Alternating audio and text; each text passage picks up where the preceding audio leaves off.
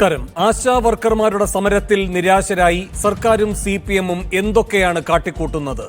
അരാജക സമരമെന്ന് party ഇന്നലെ പ്രഖ്യാപിച്ചു. ഇന്ന് ആശമാർക്ക് അന്ത്യശാസനവുമായി സർക്കാരിന്റെ കണ്ണുരുട്ടൽ. ഉടൻ ജോലിക്ക് കയറിയില്ലെങ്കിൽ പകരം സംവിധാനമൊരുക്കും എന്നാണ് മുന്നറിയിപ്പ്. ആരോഗ്യ പ്രവർത്തനങ്ങൾ തടസ്സപ്പെടാതിരിക്കാൻ എന്നാണ് പറയുന്ന ന്യായം. ശമ്പളമോ അവകാശങ്ങളോ ഇല്ലാത്ത ഈ തൊഴിൽ സേനയ്ക്കെതിരെ എന്തുമാകാമെന്നാണോ സർക്കാരിന്റെ ഹുങ്ക്? കേരളം ഏറ്റെടുത്ത സമരത്തെ ശാസിച്ച് വരുതിയിലാക്കാനോ സർക്കാരിന്റെ സർക്കുലർ? ഈ വിഷയമാണ് സ്പെഷ്യൽ എഡിഷൻ ചർച്ച ചെയ്യുന്നത്. വിരട്ടാനോ അന്ത്യശാസനം?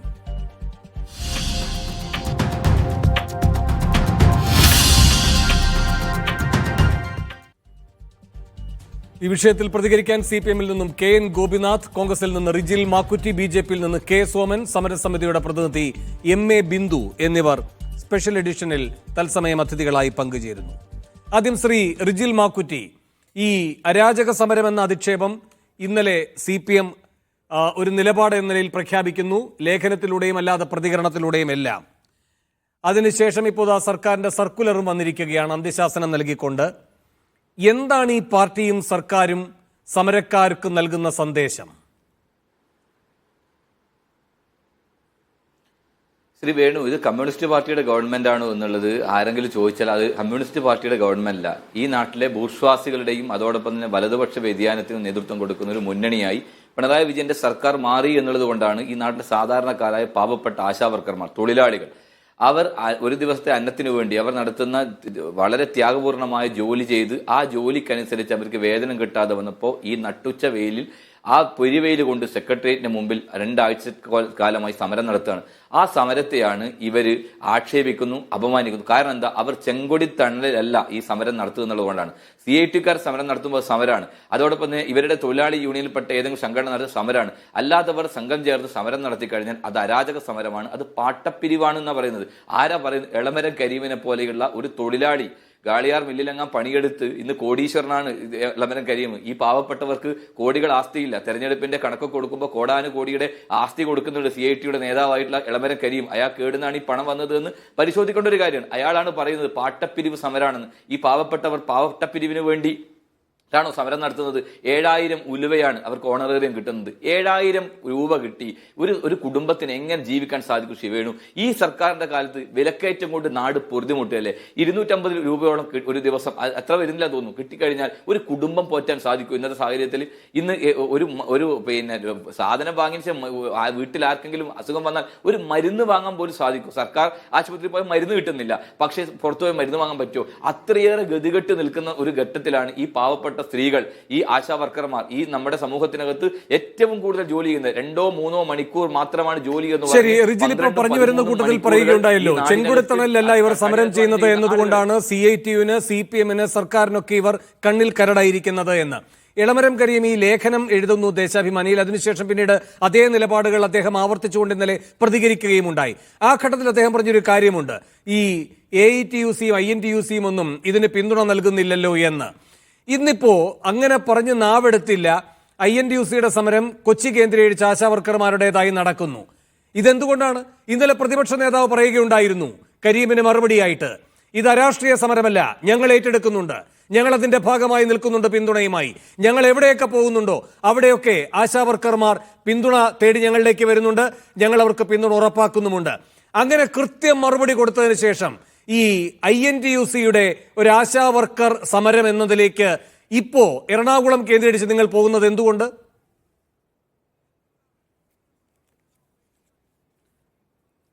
തീർച്ചയായിട്ടും ഇവിടെ സമരം ചെയ്യാൻ ഇപ്പൊ INTUC ആയാലും തൊഴിലാളികളുമായി ബന്ധപ്പെട്ട് നിൽക്കുന്നവർക്ക് അതിനകത്ത് സമരം ചെയ്യാനുള്ള അവകാശമുണ്ട്. ഇപ്പൊ ഞാൻ തന്നെ പ്രതിനിധാനം ചെയ്യുന്ന ഒരു തൊഴിലാളിയുമായി ബന്ധപ്പെട്ട ഒരു സംഘടനയുടെ പ്രസിഡന്റാണ്. തീർച്ചയായും ആ മേഖലയിൽ നിൽക്കുന്ന ആശാ വർക്കർമാരുണ്ട്. അവർക്ക് ഈ വിഷയങ്ങൾ എല്ലാവരും ഏറ്റെടുത്തുകൊണ്ട് നടത്തുന്ന സമരമാണ്. ആ സമരമായാലും ഈ സമരമായി തന്നെ കാണണം. അത് ഒരു പാർട്ടിയുടെ ഒരു യൂണിയന്റെ ഭാഗമായി നടത്തുന്നതുകൊണ്ട് അത് മാത്രമാണ് സമരം എന്ന് പറയുന്നതിനോട് യോജിപ്പില്ല. അതുകൊണ്ടാണല്ലോ ഞങ്ങൾ പ്രതിപക്ഷം ഉൾപ്പെടെയുള്ള നേതാക്കന്മാർ ഉൾപ്പെടെ ആ സമരത്തിന് ഐക്യദാർഢ്യം പ്രഖ്യാപിച്ച് മുമ്പോട്ട് പോയത്.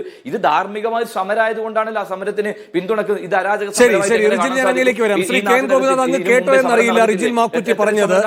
റിജിൽ മാക്കുറ്റി പറഞ്ഞത് പാട്ടപ്പിരിവ് സംഘങ്ങളാണ് ഈ സമരത്തിന് പിന്നിലെന്ന് പറഞ്ഞ് എളമരം കരീം ഇന്നലെ അധിക്ഷേപിച്ചത് ഏതു കൂട്ടരെ ചൂണ്ടിയാണ് എന്ന് എല്ലാവർക്കും അറിയുന്നതാണ്. അതൊരു മോശം കാര്യമാണോ പാട്ടപ്പിരിവ് നടത്തൽ? നിങ്ങൾ ബക്കറ്റ് പിരിവ് നടത്താറില്ലേ? പാട്ടയിൽ നിന്ന് ബക്കറ്റിലേക്ക് മാറുമ്പോഴാണോ കാര്യങ്ങൾക്ക് സ്വീകാര്യത വരിക? ഇനി റിജിൽ പറഞ്ഞതിന് കൂടെ മറുപടി ശ്രീ കെ എൻ ഗോപിനാഥ്. ഇപ്പൊ ഈ പാട്ടപ്പിരിവുകാരുടെ മുഴുവൻ ഈ പറയുന്ന എളമരം കരീമിന് പുച്ഛമായിരിക്കുന്നത് അദ്ദേഹം കോടീശ്വരനായിരിക്കുന്നത് കൊണ്ടാണ് എന്ന്.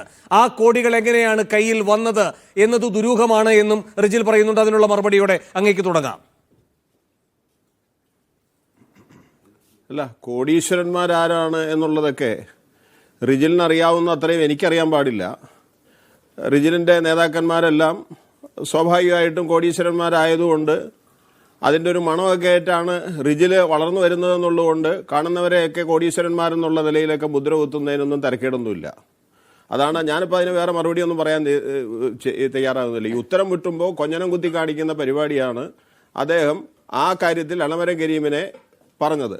നേരത്തെ ഒരു പണിമുടക്ക്, ദേശീയ പണിമുടക്ക് സംയുക്തമായി നടത്തിയപ്പോൾ ആ പണിമുടക്ക് പ്രഖ്യാപിച്ച എളമരം കരീമിന്റെ കരണക്കുറ്റി അടിച്ച് ചോര വരുത്തണം എന്നാലേ അറിയുള്ളൂ എന്നുള്ള നിലയിൽ പറഞ്ഞ ഒരു മാധ്യമത്തെ വേണുവിന് അറിയാമല്ലോ. ഞാൻ അതുകൊണ്ട് വിശദീകരിക്കുന്നില്ല. അതൊക്കെ ഈ ആശാവർക്കർമാരുടെയൊക്കെ പ്രശ്നം പറഞ്ഞുകൊണ്ടുള്ള മുദ്രാവാക്യം ഏറ്റെടുത്തുകൊണ്ടുള്ള പണിമുടക്കായിരുന്നു, രാജ്യവ്യാപകമായി പണിമുടക്ക്. അത് കുറച്ചു പേര് മാത്രമുള്ളതല്ല, ഒരു കൂട്ടം ആളുകൾ മാത്രമല്ല, കുറേയും കൂടി വലിയ മോബ് നടത്തിയിട്ടുള്ള പണിമുടക്കിനെ ആക്ഷേപിച്ച ചരിത്രം മാധ്യമങ്ങൾക്കുള്ളതുകൊണ്ട് നിങ്ങളെപ്പോലുള്ള ആളുകൾക്ക്, ഈ മക്കൂട്ടിയെ പോലുള്ള ആളുകൾ പറയുന്ന പ്രചരണങ്ങൾക്ക് വലിയ സാധൂകരണം ഉണ്ടാവാൻ സാധ്യതയുണ്ട്. അതുകൊണ്ട് അങ്ങനെ ഒരു മറുപടി എന്നെ ഇത് പ്രതീക്ഷിക്കേണ്ട. ഒന്ന്. രണ്ട്, പാട്ടപ്പിരിവും അതുപോലെ തന്നെ ബക്കറ്റ് പിരിവും ഒക്കെ നടത്തിയ നല്ല പരിചയമുള്ള ആളുകളാണ് ഞങ്ങൾ. വെടിക്കെട്ടുകാരനെ ഉടുക്കുകൊട്ടി പഠിപ്പിക്കേണ്ട. കരീം സാബ് അതുദ്ദേശിച്ചല്ല പറഞ്ഞത്. ഞാൻ ചോദിക്കട്ടെ വേണു, ഇതൊരു ജനാധിപത്യ സംവിധാനമല്ലേ? ഒരു ജനാധിപത്യ സംവിധാനത്തിനകത്ത് നമ്മളൊരു മാനേജ്മെന്റ് ആണെങ്കിലും തൊഴിലുടമയാണെങ്കിലും ഒരു ഗവൺമെന്റ് ആണെങ്കിലും ഒരു ഡിസ്പ്യൂട്ട് റൈസ് ചെയ്താൽ, കൂലി വർധനവ് അല്ലെങ്കിൽ വേറെ എന്തെങ്കിലും കാര്യം പറഞ്ഞ ഒരു ഡിസ്പ്യൂട്ട് റൈസ് ചെയ്ത് കഴിഞ്ഞാൽ ആ ഡിസ്പ്യൂട്ട് റൈസ് ചെയ്യുമ്പോൾ എങ്ങനെയാണ് ചർച്ചയിൽ പങ്കെടുപ്പിക്കുക? INTUC, AITUC, BMS ചെറിയ സ്വാധീനമേ ഉള്ളൂ എന്നെനിക്ക് തോന്നുന്നു ആശാ വർക്കർമാരുടെ ഇടയിൽ. അവരുടെ സ്വാധീനം അത്രയും കണ്ടില്ല, ഇതുവരെ രംഗത്ത് വന്നിട്ടില്ല. AITUC, STU തുടങ്ങിയിട്ടുള്ള സംഘടനകൾക്ക് ഈ ആശാ വർക്കർമാരുടെ സംഘടനയുണ്ട്, മെമ്പർഷിപ്പും ഉണ്ട്. ആ മെമ്പർഷിപ്പ് ഉള്ളവർ നിരവധി സമരങ്ങൾ നടത്തിയിട്ടുണ്ട്. DHSന്റെ മുമ്പിൽ മാത്രമല്ല, ജനുവരി 16-ാം തീയതി 8000 ആശാ വർക്കർമാരെ പങ്കെടുപ്പിച്ചുകൊണ്ട് ഓണറിയം വർദ്ധിപ്പിക്കണം, ശൈലി സർവേയിൽ OTP പിൻവലിക്കണം, മാനദണ്ഡങ്ങൾ ഇല്ലാതെ ഉപാധിരഹിതമായി അതിനു മുൻപ് ഇപ്പോ അങ്ങ് എളമരം കരീമിനെ ശ്രീ കെ ഗോപിനാഥ് അതിലേക്ക് വരാം, അതിന്റെ വിശദാംശങ്ങളിലേക്ക് വരാം. അതിനു മുൻപൊരു കാര്യം ഇവിടെ ഇപ്പോ അല്ല, അങ്ങനെ ഞാൻ തടസ്സപ്പെടുത്തുകയല്ല, ശരിയല്ല ശ്രീ കെ ഗോപിനാഥ്, അതിലേക്ക് വരാം.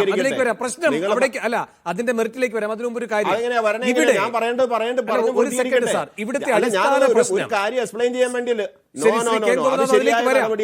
അടിസ്ഥാന പ്രശ്നം ഈ പറയുന്ന പാട്ടപ്പിരിവ് എന്ന് പറയുക, അരാജക സമരം എന്ന് പറയുക, അതെന്ത് സമീപനമാണ്? പാട്ടപ്പിരിവ് എന്ന് പറയുക, അരാജക സമരം എന്ന് പറയുക, അതെന്തുകൊണ്ടാണത്? എന്ത് മാധ്യമ രീതിയാണത്? അല്ല വേണു, എന്ത് മാധ്യമ രീതിയാണത്? ഞാനൊരു കാര്യം പറഞ്ഞു വന്നതിന്മേ നിങ്ങൾ വേറെ ചോദ്യം വെച്ചിട്ട് അതിനെ മറക്കല്ലേ. ഞാൻ ആ പറഞ്ഞത് പൂർത്തീകരിക്കാൻ അനുവദിക്ക്. അത് ശരി, അപ്പൊ എന്റെ വോയിസ് അങ്ങ് കട്ട് ചെയ്യാം. അങ്ങനെ തന്നെ കേട്ടോണ്ടിരിക്കുകയാണ്, വേഗം പൂർത്തിയാക്കിക്കോളൂ. അല്ല, ഞാൻ ഒറ്റ കാര്യം പറഞ്ഞോളൂ. ഒരു ജനാധിപത്യ സംവിധാനത്തിനകത്ത് പ്രധാനപ്പെട്ട ട്രേഡ് യൂണിയൻ സംഘടനകൾ സമരം ചെയ്തിട്ട് ഓണറിയം സംസ്ഥാന ഗവൺമെന്റ് പരിമിതിക്കകത്തുകൊണ്ട് ഇപ്പോൾ വർദ്ധിപ്പിക്കാൻ കഴിയില്ല എന്നൊരു ഗവൺമെന്റ് പൊസിഷൻ എടുത്താൽ, പിന്നെ അത്ര പോലും സ്ട്രെങ്ത് ഇല്ലാത്ത വേറൊരു യൂണിയൻ വന്ന് ഓണറിയം വർദ്ധിപ്പിക്കണം എന്ന് പറഞ്ഞാൽ ഉടനെ ഗവൺമെന്റ് വാരികോരി കൊടുക്കും, അല്ലെങ്കിൽ ഓണറിയം വർദ്ധിപ്പിക്കും എന്നുള്ള നിലയിൽ വന്നു കഴിഞ്ഞാൽ റെക്കഗ്നൈസ്ഡ് ആയിട്ടുള്ള ട്രേഡ് യൂണിയനുകൾ, അംഗീകൃതമായിട്ടുള്ള ട്രേഡ് യൂണിയനുകൾ, മാസ് മെമ്പർഷിപ്പ് ഉള്ള ട്രേഡ് യൂണിയനുകളെ പെരുവഴിയിലാക്കിയിട്ട് വേറെ ആളുകളെ കൊണ്ടുപോകുന്ന രീതിയെ ജനാധിപത്യ സംവിധാനത്തിന് ആരെങ്കിലും അംഗീകരിക്കുമോ? അതിനെയാണ് എളമരം കരീമും CIT-യും അരാജക സംഘടനകൾ, അരാജക പ്രവണതകൾ എന്ന് പറഞ്ഞത്. ഇവിടെ ഓണറിയം വർദ്ധിപ്പിക്കലല്ലോ. വീണ ജോർജ് ആരോഗ്യമന്ത്രി രാജിവെക്കണം, മുദ്രാവാക്യം നിങ്ങൾ കേട്ടോ? അവിടെ മുദ്രാവാക്യം കേട്ടോ? ആരോഗ്യവകുപ്പ് രാജിവെക്കണം, ഇടതുപക്ഷ ജനാധിപത്യ മുന്നണി രാജിവെക്കണം. ഇപ്പൊ തൊഴിലാളികളുടെ സാമ്പത്തിക അവകാശങ്ങളെ ഉപയോഗപ്പെടുത്തിക്കൊണ്ട് ആശാ വർക്കർമാരെ മുൾമുനയിൽ നിർത്തിക്കൊണ്ട് രാഷ്ട്രീയ അജണ്ട നടപ്പാക്കാൻ ചില മാധ്യമങ്ങളും പ്രതിപക്ഷത്തെ ചില ആളുകളും വരുന്നതാണ് യഥാർത്ഥത്തിൽ ഈ അരാജകത്വം എന്ന് പറയുന്നത്. മനസ്സിലായോ? അതിനെ ട്രേഡ് യൂണിയൻ ജനാധിപത്യം എന്ന് പറയാൻ കഴിയില്ല. ഒരു ഗവൺമെന്റ്, ഒരു സിസ്റ്റം സംവിധാനം നിലനിൽക്കുന്ന സ്ഥലത്ത് അത് കഴിയോ? ശ്രീ കെ ഗോപിനാഥ്, അങ്ങനെയെങ്കിൽ ഈ അരാജകവാദികൾ, ഈ പാട്ടകിലുക്കികൾ, ഈ പറയുന്ന സംസ്ഥാന സർക്കാരിനെ താഴെയിറക്കാൻ, ആരോഗ്യമന്ത്രി അധിക്ഷേപിക്കാൻ CITUവിന്റെ സ്വീകാര്യത, CITUവിന്റെ അടക്കമുള്ള അംഗീകൃത ട്രേഡ് യൂണിയനുകളുടെ സാധ്യതകൾ ഇല്ലാതാക്കുന്ന ഈ കൂട്ടർ കേന്ദ്രത്തിനെതിരെ സമരം ചെയ്താൽ അവർക്കപ്പം പിന്തുണ കൊടുക്കുമെന്ന് പറയുന്നതിന്റെ ന്യായം എന്താണ്? സെക്രട്ടേറിയറ്റിന് മുന്നിൽ നിന്ന് ഒരു കേന്ദ്ര ഓഫീസിലേക്ക് സമരകേന്ദ്രം മാറ്റിയാൽ, ഒറ്റ സെക്കൻഡ്, സമരകേന്ദ്രം മാറ്റിയാൽ ഉടൻ ഇവർ സ്വീകാര്യരാകുന്നത് എന്തുകൊണ്ടാണ്?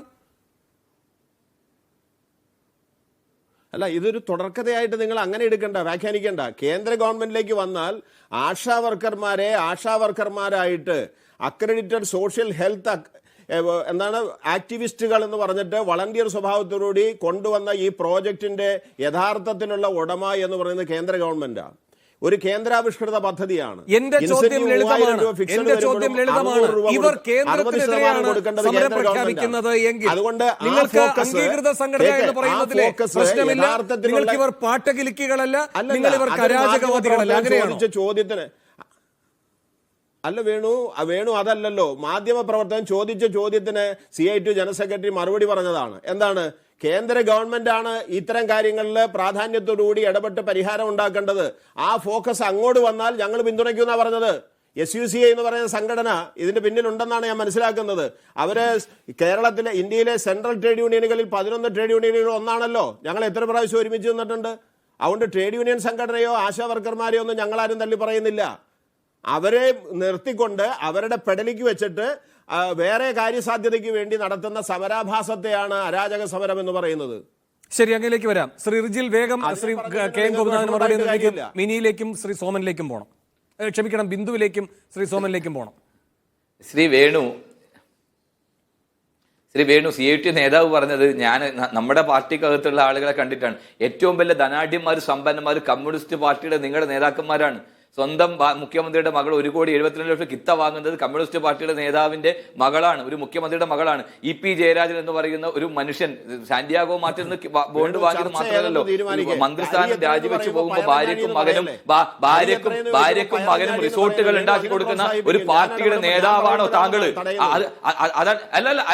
അല്ല താങ്കൾ അങ്ങനെ പറഞ്ഞ പോലെ താങ്കൾ എന്താ പറഞ്ഞത്? ഞങ്ങളുടെ പാർട്ടി, നിങ്ങളുടെ സാധാരണക്കാരന്റെ പാർട്ടിയുടെ നേതാക്കന്മാരുടെ ഇന്ന് പരിശോധിക്കണം, കോടികൾ ആസ്തിയാണ് നിങ്ങളുടെ നേതാക്കന്മാർക്ക്. എവിടുന്നാണ് ഈ പണം വന്നത് എന്നതിനെ കുറിച്ച് നിങ്ങൾ ചിന്തിക്കണ്ടേ? നിങ്ങളുടെ ഈ ഭരണത്തിന്റെ പേരിൽ നിങ്ങൾ കോടികൾ ഉണ്ടാക്കുമ്പോൾ സാധാരണക്കാരെ പാവപ്പെട്ട ആളുകൾക്ക് എന്ത് പണമാണ് കിട്ടുന്നത്? അവർക്ക് അധ്വാനിച്ച അവരുടെ ത്യാഗത്തിനനുസരിച്ച് അവർക്ക് കൂലി കിട്ടുന്നുണ്ടോ? അതുമായി ബന്ധപ്പെട്ട സമരം നടത്തുന്നത് അവരെയാണ് നിങ്ങൾ പാട്ടകുലിക്കുകൾ എന്ന് പറയുന്നത്. നിങ്ങൾ ഈ നാട്ടകത്ത് പാട്ടകുലിക്കും ബക്കറ്റ് വിരിച്ചു അല്ലേ ഈ നാട്ടിൽ പണം ഉണ്ടാക്കുന്നത്? ആളുകളെ കൊന്ന കൊലയാളികൾക്ക് പോലും നിങ്ങൾ പാട്ട വിരിച്ചും ബക്കറ്റ് വിരിച്ചും പണം ഉണ്ടാക്കി കൊടുക്കുന്നില്ലേ? കൊലയാളികളെ നിയമത്തിന്റെ മുമ്പിൽ രക്ഷിക്കുന്നതിന് വേണ്ടി ബക്കറ്റ് വിരിക്കുന്നില്ലേ? നാണമുണ്ട് നിങ്ങൾക്ക്? നിങ്ങളുടെ പാർട്ടിയല്ലേ ഈ നാട്ടിലെ പാവപ്പെട്ട സ്ത്രീകൾ, ആശാവർക്കർമാർ സെക്രട്ടറിയുടെ മുമ്പിൽ സമരം ചെയ്യുമ്പോൾ അവർ പാട്ട കുലിക്കളാന്നു? നാണമുണ്ട് നിങ്ങൾക്ക് പറയാൻ? ഈ പാട്ടയും ബക്കറ്റും എടുത്ത് കുലിക്കാൻ പോകും നിങ്ങൾക്കല്ലേ? ആർക്ക് വേണ്ടി നിങ്ങൾ കുലിക്കുന്നത്?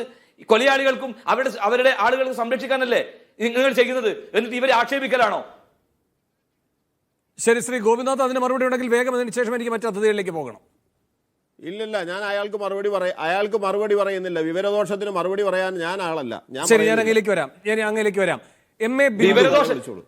താങ്കൾ വലിയ വിവരമുള്ള ആളല്ലോ. ഞാൻ പറഞ്ഞ ഉത്തരം പറയണം, ചോദ്യത്തിന് മറുപടി പറയണോ? താങ്കൾ മറുപടി പറയണം. താങ്കൾ ആക്ഷേപിച്ചുകൊണ്ടാണ് ഞാൻ തിരിച്ചു പറഞ്ഞത്. എളമരം കരീം സാധാരണക്കാരൻ തൊഴിലാളിയാണ്, ഇപ്പൊ കോടികൾ ആസ്തിയുണ്ട്. എങ്ങനെ വന്നു എന്ന് പരിശോധിക്കണ്ടേ? ഒരു തൊഴിലാളികളെ ആക്ഷേപിച്ചുകൊണ്ട് അങ്ങനെ പറഞ്ഞത്? ഒരു തൊഴിലാളിയായി കടന്നു വന്ന ഒരാള്, തൊഴിലാളിയായി കടന്നു വന്ന ഒരു നേതാവ് ഈ നാട്ടിലെ പാവപ്പെട്ട തൊഴിലാളികളെ പാട്ടകുലിക്കുകൾ എന്ന് പറഞ്ഞ് ആക്ഷേപിക്കുമ്പോ അയാൾ കടന്നു വന്ന വഴിയെ കുറിച്ച് പറയണ്ടേ? എന്നെ കേൾക്കുന്ന ആളുകളും എളമരം കരീമിനെ അറിയാവുന്ന തൊഴിലാളികൾ ഈ നാട്ടിലുണ്ട്. അവർ മനസ്സിലാക്കിക്കോളൂ, അവരതിനെ മറുപടി പറഞ്ഞോളൂ. ശരി, നിങ്ങൾക്ക് മറുപടി പറയാൻ ഞാനില്ലെന്നാ. അത് കോഴിക്കോടിലെ നിങ്ങളുടെ സഹാക്കന്മാർക്ക് തന്നെ അറിയാം. അതുകൊണ്ടാണ് കഴിഞ്ഞ പാർലമെന്റ് തെരഞ്ഞെടുപ്പിൽ ഇതുവരെ കാണാതെ ഭൂരിപക്ഷം MK രാഘവൻ ജയിച്ചത്. എളമരം കരീമിനെ കോഴിക്കോട്ടുകാർക്ക് അറിയുന്നുണ്ട് കേട്ടോ. അത് നിങ്ങളുടെ സഹാക്കർക്ക് അറിയാം. ആശാവർക്കർമാരുടെ കാര്യമാണ് പറയണെന്നുണ്ടെങ്കിൽ അത് പറയൂ. ഇങ്ങോട്ട് പ്രകോപിപ്പിച്ച് അങ്ങോട്ടും പറയൂ. ഇങ്ങോട്ട് പറഞ്ഞോണ്ട് അങ്ങോട്ട് പറഞ്ഞത്. ആശാവർക്കർമാരെ ആക്ഷേപിച്ചത് കൊണ്ടാണ് നിങ്ങൾ ഉണ്ടാക്കിയതാണെന്ന് എന്തെല്ലാം പ്രകോപനം നിങ്ങൾ ഉണ്ടാക്കിയതാ. ഞാനല്ല. പാട്ടകുലുക്കി എന്ന് പറഞ്ഞത് ആരാ? പാട്ടകുലുക്കി എന്ന് പറഞ്ഞത് നിങ്ങളുടെ നേതാവല്ലേ? CIT നേതാവല്ലേ?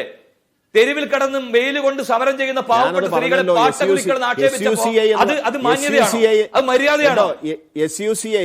SUCI എന്ന് പറയുന്ന സംഘടന എറണാകുളം ബോഡിജെട്ടിക്കകത്തും കോഴിക്കോടും തിരുവനന്തപുരത്തും ഒക്കെ അവർ സാധാരണ എന്ത് സമരം നടത്തിയാലും ഒരു സ്റ്റിക്കർ ഒട്ടിച്ച് ഒരു ബക്കറ്റുമായിട്ട് നടക്കാറുണ്ട്. ഞാൻ സംഭാവന കൊടുത്തിട്ടുള്ളതാ. അത് വെച്ചിട്ട് ഇളമരം കരീം പറഞ്ഞു എന്ന് മാത്രമേ ഉള്ളൂ, അല്ലാതെ ഒരു സംഘടനയെ അപമാനിക്കാൻ വേണ്ടി നിങ്ങൾ ബക്കറ്റ് വിരിക്കാണ്ടാണോ വന്നത്? നിങ്ങൾ ഈ ബക്കറ്റ് വിരിക്കാതെയാണ് പാർട്ടി സംഘടിപ്പിച്ചത്. ഈ പാട്ട വിളിക്കിട്ടല്ലേ നിങ്ങൾ പാട്ട വിളിക്കുന്നവരല്ലേ? അതെ അതെ, കൊലയാളികൾക്ക്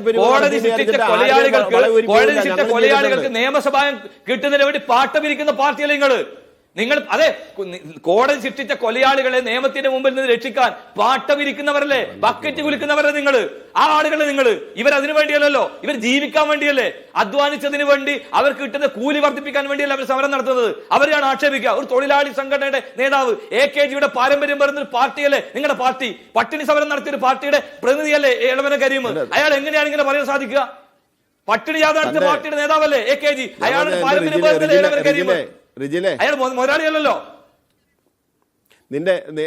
റിജിലെ, നിങ്ങളുടെ തൊണ്ടയുടെ ചൊറി മാറുന്നവരെ നിങ്ങൾ പറഞ്ഞോ, ഞാൻ മറുപടി പറയുന്നില്ല. ശരി റിജിൽ, ഞാൻ അങ്ങേലേക്ക് വരാം. മറ്റതിഥികളിൽ കൂടെ എന്ത് പോവുകയാണ്, നിങ്ങൾക്ക് പറയാൻ പറ്റില്ല. ശരി ശ്രീ MA ബിന്ദു. അല്ല, ഒരാളെ നമുക്ക് നിർബന്ധിച്ച് പറയിച്ചുകൂടാ. നിങ്ങൾ പറയുന്ന ഈ രൂപത്തിലുള്ള വിമർശനങ്ങൾക്ക് അദ്ദേഹത്തിന് മറുപടിയില്ല എന്നാണ് പറയുന്നത്. അത് അദ്ദേഹത്തിന്റെ സ്വാതന്ത്ര്യം. റിജിലെ, അത് അവിടെ വിടാം തൽക്കാലം. ശ്രീ MA ബിന്ദു, ഇവിടെ SUCI അടക്കമുള്ള അംഗീകൃത സംഘടനകളുമായി ചേർന്ന് സമരമുന്നണിയിൽ ഭാഗഭാക്കായിട്ടുണ്ട് CITU അടക്കമെന്നാണ് ശ്രീ KN ഗോപിനാഥ് പറയുന്നത്. പക്ഷേ നിങ്ങൾ ഈ പറയുന്ന ഒളിച്ചു നിന്നുകൊണ്ട് ഈ കാര്യങ്ങൾ ചെയ്യുന്നു എന്നതാണ് ആക്ഷേപം. അതുകൊണ്ടാണ് നിങ്ങൾക്കെതിരെയും ഈ ഒളിയമ്പ് പ്രയോഗങ്ങൾ വരുന്നത്. ഇന്നിപ്പോ മിനിയോട് നമുക്ക് എല്ലാ ബഹുമാനവുമുണ്ട്, ബിന്ദുവിനോട് ബഹുമാനമുണ്ട്. പക്ഷെ മിനി ഇന്ന് ഈ അന്ത്യശാസനവുമായി ബന്ധപ്പെട്ട കാര്യത്തിൽ പ്രതികരിക്കുമ്പോൾ ഈ ആശാസമരക്കാരോട് ചോദിക്കുകയാണ് അങ്ങോട്ട്, 9 മൊഡ്യൂൾ അല്ലേ, അത്രയും പരിശീലനമല്ലേ നിങ്ങൾക്കുള്ളത്? എന്നിട്ട് അതെ അങ്ങനെ ഉറപ്പിച്ചിട്ട് 9 മൊഡ്യൂൾ പരിശീലനമൊക്കെ ഉള്ള ആളുകളെ കൊണ്ട് ഇത് ചെയ്യാൻ കഴിയൂ, അല്ലാതെ വഴിയെ പോകുന്ന ആരെങ്കിലും പിടിച്ച് ഈ ആശാ വർക്കർമാരാക്കി ഈ സമരം പൊളിക്കാമെന്നൊന്നും സർക്കാർ കരുതേണ്ട. സർക്കാരിൻ്റെ ഇപ്പോഴത്തെ ഈ സർക്കുലർ അതുകൊണ്ട് തന്നെ നിയമവിരുദ്ധമാണ് എന്നും അവർ പറയുന്നുണ്ടായിരുന്നു. അപ്പോൾ ഈ കാര്യങ്ങളൊന്നും അറിയില്ല, നേരിട്ട് അറിയാതെയാണ് അതിൻ്റെ മുഖമായി മാറുന്നത് എന്നത് അവരുടെ വാക്കുകളിൽ നിന്ന് തന്നെ ആർക്കെങ്കിലും തോന്നുന്നുവെങ്കിൽ അതിനടക്കമുള്ള വിശദീകരണം എന്താണ് ശ്രീമതി ബിന്ദു? അത് ആദ്യമേ ഞാനൊന്ന് പറയാം. ഇവിടെ എന്താണ് KN ഗോപിനാഥ് പറഞ്ഞപ്പോൾ ഒരു കാര്യം മനസ്സിലായില്ലേ, ഈ സമരം എന്താണ് സെറ്റിൽ ചെയ്യാത്തതെന്ന് മനസ്സിലായില്ലേ? ഏതൊരാൾക്കും മനസ്സിലാകുന്ന ഏറ്റവും ജെന്യുവിനായിട്ടുള്ള ബേസിക് ആയിട്ടുള്ള ആവശ്യങ്ങൾ ഉന്നയിച്ചുകൊണ്ട് നമ്മൾ സമരം നടത്തുമ്പോൾ വലിയ മെമ്പർഷിപ്പുള്ള സംഘടനയെ കൊണ്ട് പെരുവഴിയിലാക്കാൻ കഴിയില്ല എന്നറിയാതെയാണെങ്കിൽ അദ്ദേഹം പറഞ്ഞു. അന്നേരം സർക്കാരിന് മേൽ ആരാണ് ഈ സമരം സെറ്റിലാക്കാതിരിക്കാൻ വേണ്ടി പ്രഷർ ചെലുത്തിക്കൊണ്ടിരിക്കുന്നതെന്ന് നമ്മളിത് നേരത്തെ തന്നെ അറിഞ്ഞ കാര്യമാണ്, നമ്മൾ മനസ്സിലാക്കിയ കാര്യമാണ് എന്തുകൊണ്ടാണ് ഇത് സെറ്റിൽ ചെയ്യാതെ പോകുന്നതെന്നുള്ളത്. അപ്പോൾ ചില സംഘടനകൾ സമരം നടത്തിയാലേ, അല്ലെങ്കിൽ അംഗബലത്തിൻ്റെ അടിസ്ഥാനത്തിൽ സമരം നടത്തിയാലേ സമരം സെറ്റിൽ ചെയ്യൂ എന്ന് പറയുന്നത് എന്ത് തരം തൊഴിലാളി വർഗ സ്നേഹമാണ്, തൊഴിലാളി വർഗ സർക്കാരാണ് എന്നുള്ളത് നമുക്കറിയത്തില്ല. എന്തായാലും നമ്മൾ അംഗബലം കൂടിയാലും കുറഞ്ഞാലും ഇപ്പം ഇത്ര അംഗബലമുള്ളവരെ സമരം ചെയ്യാവൂ, ഡിമാൻഡ് നേടിയെടുക്കാവൂ എന്നൊന്നും ഇല്ലല്ലോ. അത് സമരത്തിൻ്റെ ജെന്യുവിനിറ്റി നോക്കിയാൽ അത് ഉയർത്തുന്ന ഡിമാൻഡുകളെ സംബന്ധിച്ച് സർക്കാരിന് മേൽ അവർക്ക് ചെയ്യാൻ പറ്റുന്ന കാര്യങ്ങളാണ് നമ്മൾ സർക്കാരിനോട് ആവശ്യപ്പെട്ടത്. വളരെ ബേസിക് ആയിട്ടുള്ള നീഡ്സ്. 7,000 രൂപ ഈ പറഞ്ഞതൊരു കൃത്യമായ മറുപടിയാണ്. അതിന് ശ്രീ KN ഗോപിനാഥ് പ്രതികരിക്കണമെന്ന് കൈ ഉയർത്തുന്നുണ്ടായിരുന്നു. ഞാൻ വേഗം അങ്ങയിലേക്ക് തന്നെ വരാം. ശ്രീ KN ഗോപിനാഥ്. ഇല്ല, അത് വേണ്ട, അത് ഞാൻ സംസാരിക്കും. ശ്രീമതി ബിന്ദു, ഞാൻ അങ്ങയുടെ അവസരം കളയുകയല്ല ശ്രീമതി ബിന്ദു. ഞാൻ പെട്ടെന്ന് മറുപടി പറയാം. ഞാൻ പറഞ്ഞത് പൂർണ്ണമായി അവർ പറഞ്ഞില്ല. ഞാൻ പറഞ്ഞത് മറ്റ് ട്രേഡ് യൂണിയൻ സംഘടനകൾക്ക് വിഷമമാവുന്നല്ല. മറ്റ് ട്രേഡ് യൂണിയൻ സംഘടനകൾ സമരം ചെയ്ത് ചർച്ച നടത്തിയിട്ട് സംസ്ഥാന ഗവൺമെന്റ് ഇപ്പോൾ സാമ്പത്തിക പരിമിതി ഉള്ളതുകൊണ്ട് ഒരു നയാ പൈസയുടെ ഓണറിയം വർദ്ധിപ്പിക്കാൻ പറ്റില്ല എന്ന് കഴിഞ്ഞ ജനുവരി 16-ാം തീയതി നടന്ന സമരത്തിനൊടുവിൽ ചർച്ച നടത്തിയപ്പോൾ പറഞ്ഞിട്ടുണ്ട്. അത് പറഞ്ഞിട്ട് ചെയ്യാത്ത ഗവൺമെന്റ് ഇപ്പോൾ നിങ്ങൾ വന്നു കഴിഞ്ഞാൽ ഒരു സമരം ചെയ്താൽ ഉടനെ ഇപ്പൊ പരിഹരിക്കുമോ എന്നാ ഞാൻ ചോദിച്ചത്. ഉടനെ സാമ്പത്തിക പ്രതിസന്ധിയൊക്കെ മാറുമോ? അല്ലല്ല, അപ്പോഴത്തെ നിങ്ങളുടെ അംഗബലവും നിങ്ങളുടെ അംഗീകൃത സംഘടന എന്ന വിശേഷണ പദവും ഒക്കെ ശ്രീ ഗോപിനാഥ് പറയുകയുണ്ടായി. ആത്യന്തികമായി സംഘടനകളല്ല, തൊഴിലാളികൾ എന്ന് പറയുന്നതിലാണല്ലോ ഊന്നേണ്ടത്. തൊഴിലാളികളിൽ ഊന്നുകയാണെങ്കിലാണല്ലോ സംഘടന എന്ന് പറയുന്ന ഒരു ബലം വരിക. അപ്പോഴാണല്ലോ അതിനൊരു രാഷ്ട്രീയ സ്വഭാവം വരിക. അവിടെ ഈ പറയുന്ന 100 പേർ ഉള്ളത് തൊഴിലാളി വർഗ സംഘടനയല്ല, 1000 പേരുള്ള അംഗീകൃത സംഘടനയെ തൊഴിലാളി വർഗത്തെ പ്രതിനിധീകരിക്കുന്ന സംഘടനയാകൂ. അതെങ്ങനെയാണ് പറയാൻ കഴിയുക? അവിടെയാണ് ഈ സമരസമിതി പറയുന്നത്, അല്ലല്ല, അവിടെയാണ് സമരസമിതി പറയുന്നത് ഒരു സമരവും ആരുടെയും കുത്തകയല്ല എന്ന്. ഒരു സമരവും ആരുടെയും കുത്തകയല്ല എന്ന്. ശ്രീമതി ബിന്ദു മറുപടി. ശ്രീമതി ബിന്ദു. അതായത് സഖാവ് കെ എൻ ഗോപിനാഥ് ഇച്ചിരി കഴിയുമ്പോൾ പറഞ്ഞ കാര്യങ്ങൾ ഒന്നുകൂടെ എടുത്തൊന്ന് കേട്ട് നോക്കിയാൽ മതി. അപ്പൊ അദ്ദേഹം പറഞ്ഞ എന്താണെന്ന് കൃത്യമായിട്ട് മനസ്സിലാവും. അദ്ദേഹം പറഞ്ഞത്, അപ്പോൾ ഇത്രയും വലിയ അംഗസംഖ്യയുള്ള സംഘടന ഞങ്ങളെ എന്ന് പറഞ്ഞാൽ ഞങ്ങൾ സമരം നടത്തി ഡിമാൻഡ് അംഗീകരിച്ച് തന്നിട്ട് ഇത്രയും വലിയ അംഗസംഖ്യയുള്ള ഞങ്ങളെ കൊണ്ട് പെരുവഴിയിലാക്കാനുമാണെന്ന്. അപ്പോൾ അത് മനസ്സിലായല്ലോ എന്താണ് ഇവിടെ നടക്കുന്ന അണ്ടർ കറണ്ട് എന്നുള്ളത് നമുക്ക് മനസ്സിലായല്ലോ. അത് മനസ്സിലായിട്ടുണ്ട്. പിന്നെ മിനിക്ക് കാര്യങ്ങൾ അറിയാവോ ഇല്ലയോ എന്നുള്ളത് ഏതെങ്കിലും ഒരു കാര്യത്തിന്റെ അടിസ്ഥാനത്തിൽ പറയുന്നത് ശരിയല്ലല്ലോ. അത് അവരോട് ഒരു സംശയം ചോദിച്ചതല്ല, അല്ലേ എന്നവരോട് ചോദിച്ചതാണ്. പറഞ്ഞാൽ അത്രയ്ക്ക് ശിക്ഷണം കിട്ടിയ ആളുകളാണ് ആശാവർക്കർമാർ. 18 വർഷമായിട്ട് വർക്ക് ചെയ്യുന്നവരാണ്.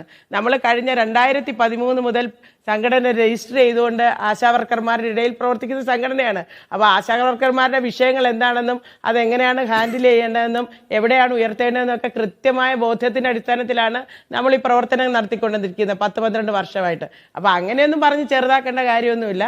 അതിനകത്തൊന്നും കാര്യമില്ല. ഏതൊരാൾക്കാണെങ്കിലും നാക്കുപിഴയും കൈവഴയൊക്കെ വരാമല്ലോ, അതൊക്കെ സംഭവിക്കാവുന്നേ ഉള്ളൂ. അതല്ലല്ലോ യഥാർത്ഥ വിഷയം. എന്താണ് യഥാർത്ഥ വിഷയം?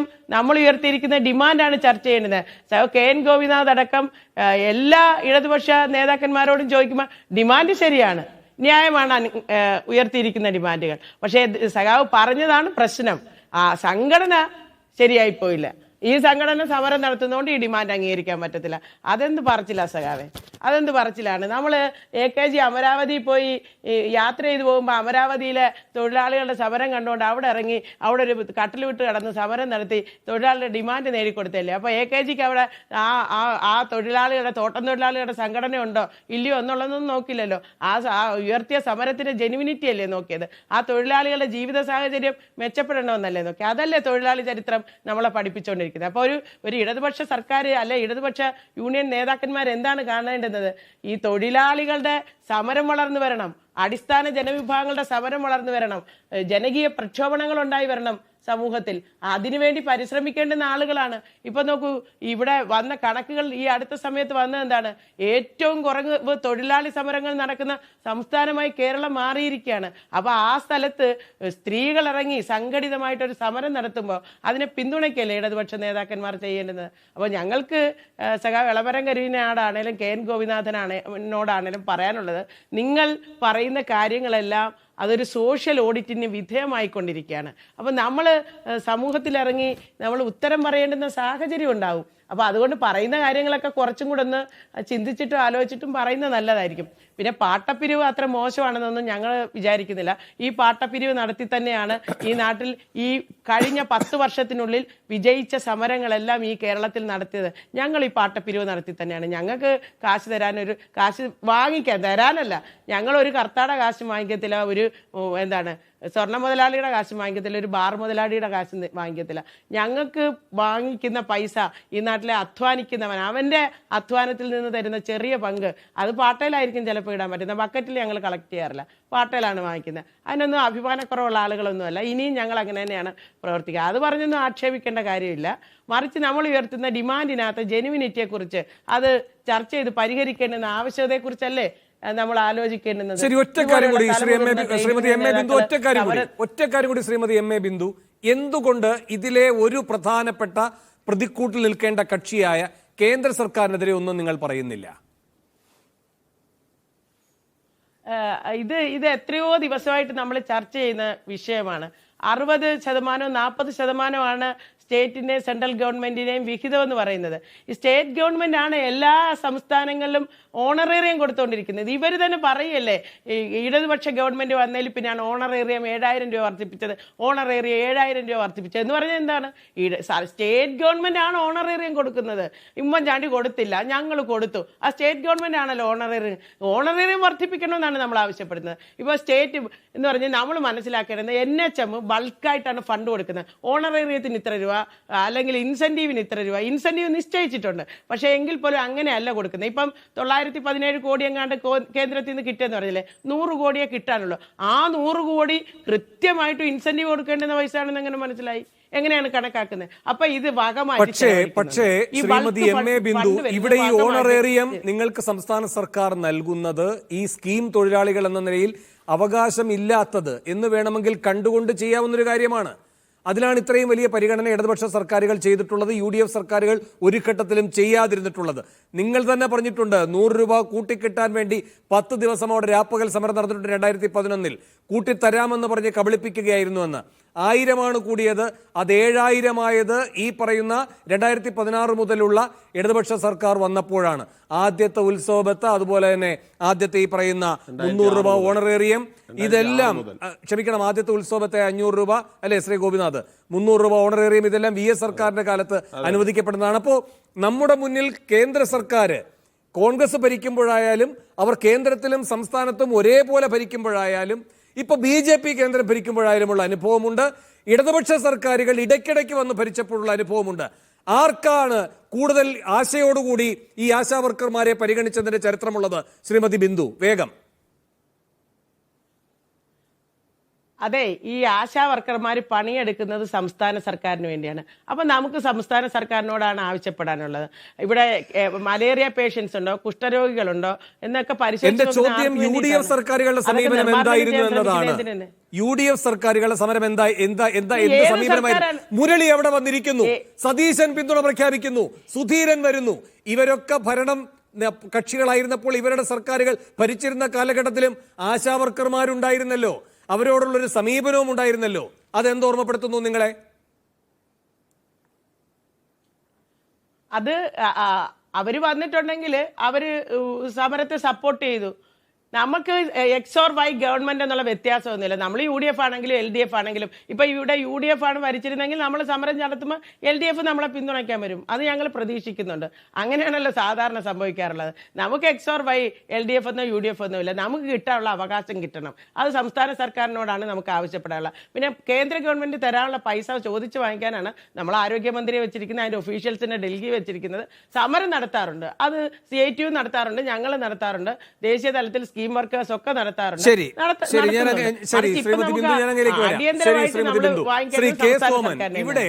ഇവിടെ ഈ പറയുന്ന ഈ സ്കീം സംവിധാനം കൊണ്ടുവന്നത് ഈ പറയുന്ന മൻമോഹൻ സിംഗ് സർക്കാരാണ്. അതിൻ്റെയൊക്കെ ഒരുപാട് പ്രശ്നങ്ങൾ ഈ വിഷയത്തിലുണ്ട്. നിങ്ങളുടെ സർക്കാർ വരുമ്പോഴും അതേ നയം തന്നെ തുടരുന്നു. രാജ്യത്ത് 10 ലക്ഷം ആശാ വർക്കർമാരുണ്ട്.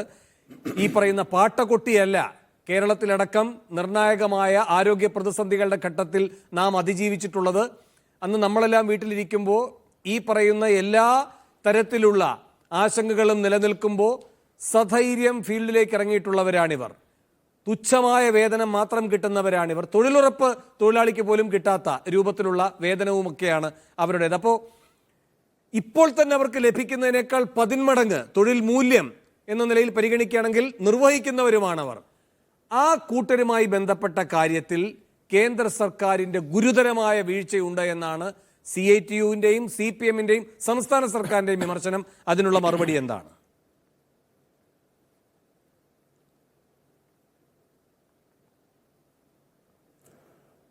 ബഹുമാനനായ ശ്രീ വേണു, ഈ വിഷയത്തിൽ കഴിഞ്ഞ കുറേ ദിവസമായി കേരളത്തിലെ മാധ്യമങ്ങൾ വൈകുന്നേരങ്ങളിൽ ചർച്ച ചെയ്യുകയാണ്.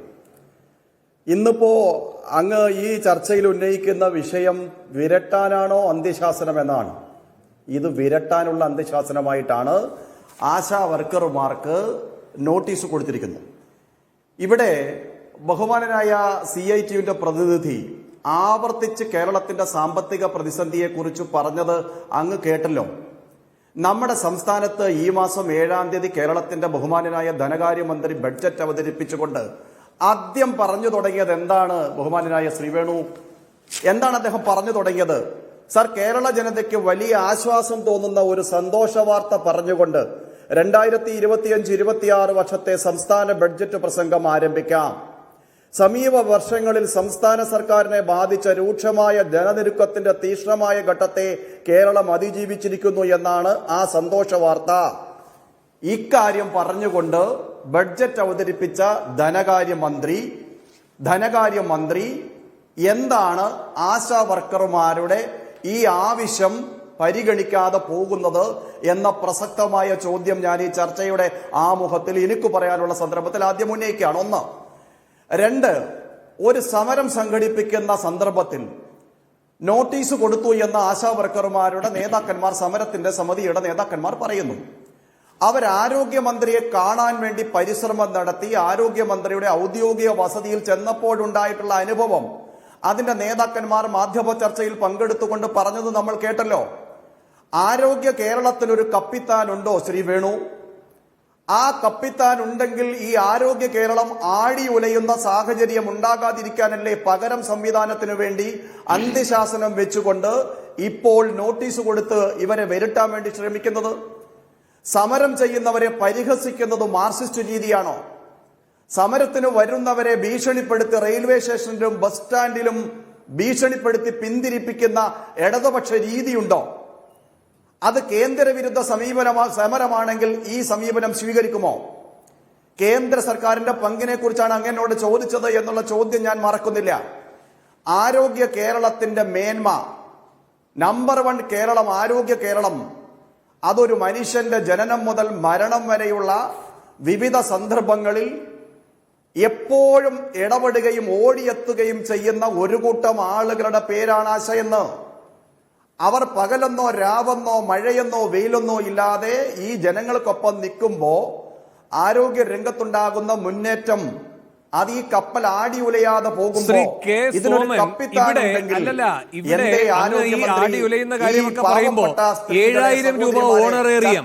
7,000 രൂപ ഓണറേറിയം കൊടുത്ത ഒരു സർക്കാർ ഇവിടെ ഉണ്ട്. അതുകൊണ്ടാണ് ഒരുപാടൊന്നും ആടി ഉലയാതെ നിൽക്കുന്നത് ഈ ആശാ വർക്കർമാർ. ഇവിടെ 13,200 രൂപയോളം വേണമെങ്കിൽ കിട്ടാമെന്നൊക്കെയുള്ള കണക്കുകളുണ്ട്. കണക്കിന്റെ സാങ്കേതികത്വത്തിലേക്ക് ഞാൻ പോകുന്നില്ല. 7,000 എന്നതിൽ നിൽക്കാം.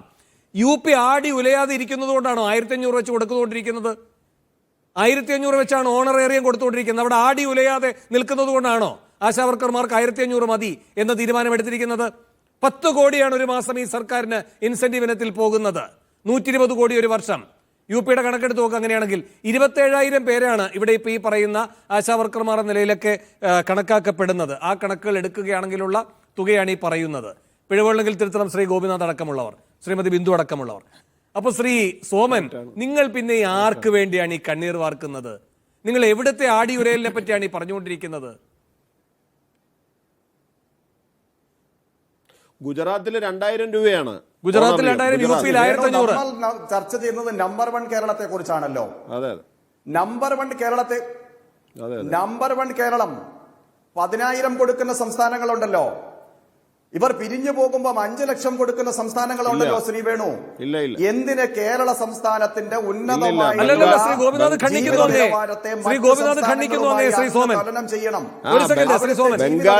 ബംഗാളിൽ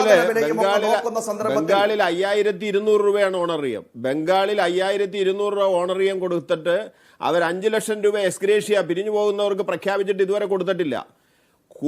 ആന്ധ്രയിൽ ഇൻസെന്റീവ് ഒഴിവാക്കി ടോട്ടൽ എല്ലാം കൂടി ചേർത്തിട്ട് 9,500 കൊടുക്കണം ആന്ധ്ര. അതാണ് ഹയസ്റ്റ് എന്ന് ടോട്ടൽ. ഇവിടെ ഇൻസെന്റീവ് കൂടി ചേർത്താൽ 7, 3, 10 രൂപ അങ്ങനെയുണ്ട്. അതുകൂടാതെ വേറെയുണ്ട്. അതൊക്കെ ഡിപ്പെൻഡ് അപ്പോൺസ് എന്നാണ്. 1,000 മുതൽ 3,000 കിട്ടുന്നവരെ ആളുകളുണ്ട്, അതർ ഇൻസെന്റീവ് കിട്ടുന്ന ആളുകളുണ്ട്. അതിപ്പോൾ ബിന്ദു ഇവിടെ ഇരിക്കുമ്പോൾ എന്നേക്കാൾ കൂടുതൽ കറക്റ്റ് അവർക്കറിയാം, ഞാനത് പറയുന്നില്ല. അതുമാണ് പറഞ്ഞത്. ഏറെക്കുറെ 13,000, ചിലപ്പോൾ 11,000 കിട്ടുന്നവരുമുണ്ട്. മുഴുവൻ വർക്കുകളിലേക്കും വന്നാൽ കിട്ടുന്നവരുണ്ട്. ഞാൻ അങ്ങേര് സോമൻ ചോദിച്ചതിനൊരു മറുപടി, അദ്ദേഹം ധനകാര്യമന്ത്രി നല്ല പുതുവർഷത്തിന്റെ പുതിയ ഒരു സന്തോഷ വാർത്ത പറയാനുണ്ട്, ഇങ്ങനെ കേമമായിട്ടുള്ളൊരു ബഡ്ജറ്റ് അവതരിപ്പിച്ചുകൊണ്ട് ഒരു നയാ പൈസ ആശാ വർക്കർമാർക്ക് കൂട്ടിയില്ലല്ലോ എന്നാണ് ഞാൻ നേരത്തെ പറഞ്ഞതിൽ. അതുണ്ട്. അദ്ദേഹത്തിന് മറുപടി പറയണമെന്നുണ്ടെങ്കിൽ ഫെബ്രുവരി 1-ാം തീയതി അതിനു മുമ്പ് കേന്ദ്ര ബഡ്ജറ്റ് അവതരിപ്പിക്കുമ്പോൾ ആശാ വർക്കർമാർക്ക് എത്ര രൂപ കൂട്ടി എന്നുള്ളത് പറഞ്ഞാൽ ഞാൻ ഇതിന് മറുപടി പറയാം. ശ്രീ സോമൻ, ആ ബജറ്റ് മാത്രമല്ല ഏതെങ്കിലും ബജറ്റിൽ കൂട്ടിയിട്ടുണ്ടോ ശ്രീ കെ എൻ ഗോപിനാഥ്? ഒന്നിലുമില്ല. ശരി, ശ്രീ സോമൻ, ആടി ഉലയാത്ത കേന്ദ്ര സർക്കാർ എന്താണ് അങ്ങനെ ചെയ്യുന്നത്? ഈ ചർച്ചയുടെ 28ാമത്തെ ബഹുമാനായ ശ്രീ വേണു 28ാമത്തെ മിനിറ്റിലാണ് അങ്ങ് ചോദ്യവുമായി എന്നെ സമീപിച്ചത്. അതിനിടയിൽ വീണ്ടും ഗോപിനാഥ് ഇടപെടുന്ന ഒരു സന്ദർഭം ഉണ്ടാകുകയാണ്. ഞാൻ ആവർത്തിക്കുന്നു, കേരളത്തിന്റെ ജീവിത ചെലവും ജീവിത സാഹചര്യവും മറ്റ് സംസ്ഥാനങ്ങളിൽ നിന്ന് വ്യത്യസ്തമാണ്. ഇത് നമ്പർ 1 കേരളമാണ് എന്ന് പറയുമ്പോൾ കേരളത്തിന്റെ ജീവിത ചെലവിന് ആനുപാതികമായിട്ടുള്ള വേതന വർധനം ഉണ്ടാകുന്നതിന് വേണ്ടിയിട്ട് ആ പാവപ്പെട്ട സഹോദരിമാർക്കൊപ്പം നിൽക്കുന്നതിൽ രാഷ്ട്രീയം തടസ്സമാകുന്ന ഗോപിനാഥ് ഇതിനെ ന്യായീകരിക്കാൻ വേണ്ടിയിട്ട് UPയെ കൂട്ടുപിടിക്കുമ്പോൾ ആ കാര്യത്തിൽ നിങ്ങൾ പരിഹാസ്യരാകുവാണെന്ന് ഈ കുംഭച്ചൂട് സഹിച്ചുകൊണ്ട് ആ സഹോദരിമാർ വിളിച്ചു പറയുകയാണെന്നേ. നിങ്ങൾ എന്താണ് 815.73 കോടി രൂപ നിങ്ങൾക്ക് കയ്യിൽ തന്നില്ലേ കേന്ദ്ര സർക്കാർ? നിങ്ങൾ എന്താണ് ഇവരുടെ 2 മാസത്തെ 3 മാസത്തെ ആനുകൂല്യം നൽകാതെ നിങ്ങൾ 100 കോടി രൂപ നിങ്ങളുടെ ആളുകൾക്ക് യാത്ര ചെയ്യാൻ വേണ്ടിയിട്ട് കാറ് വാങ്ങാൻ വേണ്ടി ഈ ബഡ്ജറ്റിൽ മാറ്റിവെച്ച സമയത്ത് നിങ്ങൾ എന്താണ് ഈ സഹോദരിമാരുടെ ഈ നിലവിളി കേൾക്കാതെ പോയത്? എന്താണ്? കൈക്കുഞ്ഞുമായി തിരുവനന്തപുരത്ത് മുഖ്യമന്ത്രിയുടെ മൂക്കിന് താഴെ സമരം ചെയ്യുന്ന ഈ ആശാപ്രവർത്തകന്മാരുടെ ദീനരോധനം നിങ്ങൾ കേൾക്കാതെ പോയിട്ട് നിങ്ങളൊരു തൊഴിലാളിപക്ഷ നിലപാട് സ്വീകരിക്കുകയാണോ? ഇത് കേരളമാണോ? നിങ്ങൾ ഈ കേരളമാണെന്ന് പറയുമ്പോൾ മറ്റ് സംസ്ഥാനങ്ങളിൽ അത്രേ കൊടുക്കുന്നുള്ളൂ, അതുകൊണ്ട് ഞങ്ങൾ ഇവിടെ എത്രേ കൊടുക്കുന്നുള്ളൂ എന്ന് പറഞ്ഞാൽ ബംഗാളികൾ ഇവിടേക്ക് വരുന്നത് ഇവിടെ കൂലിയുടെ കാര്യത്തിൽ വലിയ വർധനമുള്ളത് കൊണ്ടാണെന്നേ. അവർക്ക് നിങ്ങൾ അനുകമ്പയുണ്ട്, നിങ്ങൾ അവരെ സംഘടിപ്പിക്കുന്നു, അവരെ ഇവിടെ വോട്ടർ പട്ടികയിൽ പേര് ചേർക്കുന്നു. ഇപ്പോഴീ സമരത്തിന് ആധാരമായിട്ടുള്ള കാര്യം തികച്ചും രാഷ്ട്രീയമാണ്. കേന്ദ്ര സർക്കാർ കൊടുത്ത പണം എവിടെ? അതെന്താണ് നിങ്ങൾ ഇവർക്ക് കൊടുക്കാത്തത്? നിങ്ങൾ വകമാറ്റി ചെലവഴിച്ചോ? ഇത് രാഷ്ട്രീയത്തിനും അപ്പുറത്തേക്ക് ബഡ്ജറ്റിലേക്ക് ഞാൻ ശ്രീ വേണു ഒന്നുകൂടി വന്നാൽ ഈ ധനകാര്യമന്ത്രി അവതരിപ്പിച്ച ബഡ്ജറ്റിന്റെ 56ാമത്തെ ഐറ്റമായി പറയുന്നത് വയോജനങ്ങൾക്ക് സംരക്ഷണം നൽകുന്നതുമായി ബന്ധപ്പെട്ട കാര്യമാണ്. വയോജനങ്ങൾക്ക് സംരക്ഷണം നൽകാൻ ഇവർ ആരെ ഉപയോഗിക്കും? ഇവർ ഈ ആശാ പ്രവർത്തകരെ ഉപയോഗിക്കും. അതിൽ തുടർന്ന് പറയുന്ന ഒരു കാര്യം വലിയ ആശങ്ക ഉണ്ടാക്കുന്നതാണ്. എന്താണ് ആശങ്ക? നമ്മുടെ നാട്ടിൽ പ്രവർത്തിക്കുന്ന പാലിയേറ്റീവ് കെയർ സംഘടനകളുണ്ട്. ആ സംഘടനകളെ ചേർത്തു നിർത്തിക്കൊണ്ട് വയോജനങ്ങൾക്ക് ആവശ്യമായിട്ടുള്ള ആരോഗ്യ പരിരക്ഷ നൽകുന്നതിന് വേണ്ടിയിട്ടുള്ള പദ്ധതി നടപ്പാക്കുമെന്ന് പറയുമ്പോൾ ഈ ആശാപ്രവർത്തക സംവിധാനത്തെ അട്ടിമറിക്കാനുള്ള ഒരാസൂത്രിതമായ ആലോചനയുണ്ടോ എന്ന് കൂടി നമുക്ക് സംശയം. അങ്ങനെ എങ്ങനെയാണ് അങ്ങേക്കൊരു നിഗമനത്തിൽ എത്താൻ കഴിയുന്നത്? കാരണം CITUവിനാണ് ഈ മേഖലയിൽ ഈ പറയുന്ന ആശാവർക്കേഴ്സ് ഫെഡറേഷൻ എന്ന് പറഞ്ഞിട്ടുള്ള വലിയ സംഘടനയുള്ളത്. ശ്രീ സോമൻ, ഒറ്റ സെക്കൻഡ്. 20,150 പേര് ആ സംഘടനയിൽ ഉണ്ടെന്നാണ് പറയുന്നത്. അതായത് ഏതാണ്ട് 27,000 പേരെന്ന് കണക്കാക്കപ്പെടുന്ന ആശാ വർക്കർമാരിൽ 20,150 പേർ CITUവിന്റെ ഫെഡറേഷനിൽ. അപ്പൊ പിന്നെ CITUവിന്റെ ഈ ഫെഡറേഷനെ പൊളിക്കാനായിട്ടാണോ ബാലഗോപാല് ഈ പറയുന്ന ബജറ്റിൽ ഈ പറയുന്ന പദ്ധതികൾ പ്രഖ്യാപിച്ചിരിക്കുന്നത്? അങ്ങ് എവിടേക്കാണ് ഈ പോകുന്നത്?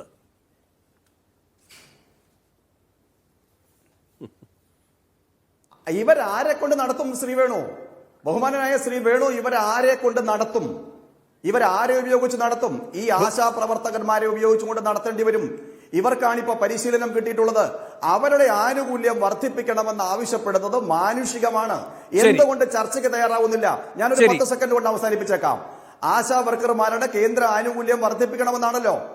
ഒരാളെ അവിടെ ഇരുത്തിയിട്ടില്ലേ? ലക്ഷങ്ങൾ കൊടുത്ത് സർവ്വ സൗകര്യങ്ങളും ഏർപ്പെടുത്തിക്കൊണ്ട് ഇവിടെ നിരത്തരെ അവിടെ കൊണ്ട് ഇരുത്തിയിട്ടില്ലേ? ഏതെങ്കിലും ഒരു സന്ദർഭത്തിൽ ഇത്തരം ഒരു ആവശ്യവുമായി കേന്ദ്ര സർക്കാരിനെ സമീപിച്ചിട്ടുണ്ടോ? ഉണ്ടെങ്കിൽ ഏത് ദിവസം എന്ന് ആരെ സമീപിച്ചു എന്ന് ഒന്ന് വെളിപ്പെടുത്തട്ടെ. ആ വിഷയത്തിൽ നമുക്ക് അപ്പ ചർച്ചയാവാം. റിജിൽ മാക്കുറ്റി, ഇവിടെ നിങ്ങളുടെ നേതാക്കന്മാർ ഇതിന് രാഷ്ട്രീയമായ പിന്തുണ നൽകുന്നു, നിങ്ങളുടെ നേതാക്കന്മാർ ആ സമരപ്പന്തലിൽ പോകുന്നു. പക്ഷെ അപ്പോൾ ഉയരുന്നൊരു ചോദ്യമുണ്ട്. 2011 10 ദിവസത്തെ രാപ്പകൽ സമരം ആർക്കെതിരെയാണ് നടന്നത്? ഏത് ആവശ്യത്തിന് വേണ്ടിയാണ് നടന്നത്? ആരാണ് നടത്തിയത്? അന്ന് CITU അതിന്റെ ഭാഗമാണ്. പിന്നീട് അവരുടെ സർക്കാർ വരുമ്പോഴാണ് 1000-ൽ നിന്നത് ഈ പറയുന്ന 7000-ലേക്ക് എത്തുന്നത്.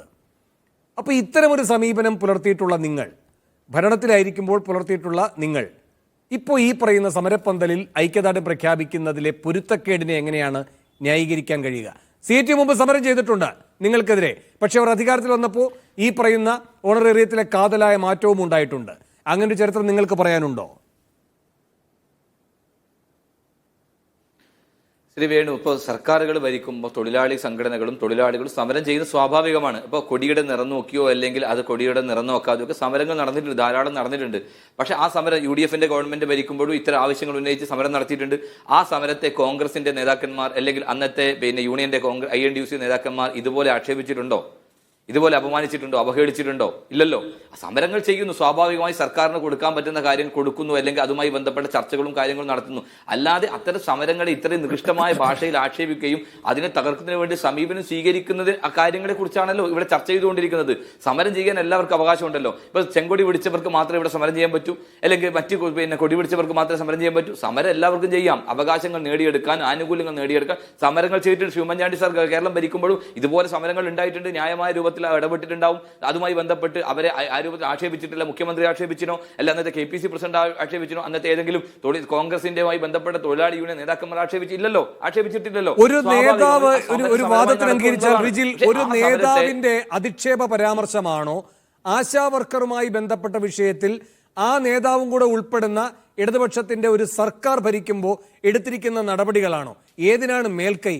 ഇപ്പൊ അങ്ങ് പറയുകയുണ്ടായല്ലോ ആ കൊടും ചൂടിൽ ഈ പറയുന്ന സ്ത്രീകളെ സമരത്തിലേക്ക് നിർബന്ധമായി ഇറക്കുന്ന ഒരു അവസ്ഥ എന്ന്. അപ്പോ ഇതിലേതിനാണ് പ്രാധാന്യം? ഈ പറയുന്ന നടപടികളെടുത്ത സർക്കാരുകളുടെ ഒരു ചരിത്രമുള്ള ഇടതുപക്ഷത്തിന്റെ ആണോ താങ്കൾ പ്രാധാന്യം കൊടുക്കുന്നത്? അതോ ഒരു നേതാവ്, ശരിയാണ്, ഒരു നേതാവ് നടത്തിയ ഇത്തരം അധിക്ഷേപ പരാമർശങ്ങളോ?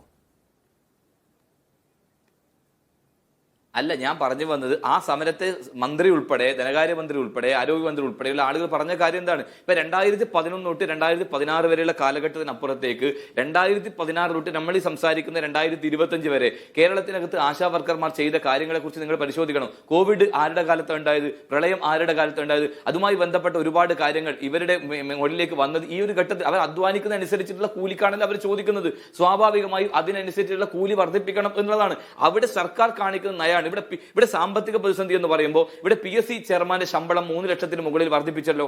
അതോടൊപ്പം തന്നെ ഡൽഹി പ്രതിനിധിക്ക് 6 ലക്ഷം രൂപ യാത്രാ സംവിധാനം ഉണ്ടല്ലോ. അതോടൊപ്പം തന്നെ ഇവരുടെ മന്ത്രിമാരും അതോടൊപ്പം തന്നെ ആളുകളും വിദേശയാത്ര പോകുന്നതിന് പണത്തിന് ഒരു പ്രശ്നമില്ലല്ലോ.